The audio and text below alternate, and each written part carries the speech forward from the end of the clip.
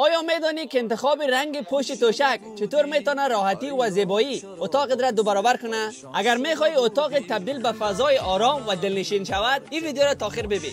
وطندارای عزیز، قالین فروشی رویال در ایالت کالیفرنیا شهر سندیگو بهترین پوشای توشک بر شما وطندارای عزیز دارد. به طور عمده و پرچون در خدمتتان است. امروز برای شما وطندارای عزیز یک گلی پوش توشک با دو رنگ مختلف براتون نشان میدیم. رنگ جگری، بسیار یک رنگ مقبول دلنشین، و همچنین رنگ سرمه‌ای وطندارای عزیز، رنگ تاریک که نمود خانه‌تان میکشه. اگر شما در آمریکا و یا در کانادا زندگی میکنین، میتونین از طریق واتساپ شماره ما که در اسکرین تان است همراه ما به تماس شوین و ثبت سفارش کنین. ما ارسال رایگان داریم پشت خانه‌تان که ظرف 4 تا 5 روز کاری بر شما وطندارای عزیز میرسه.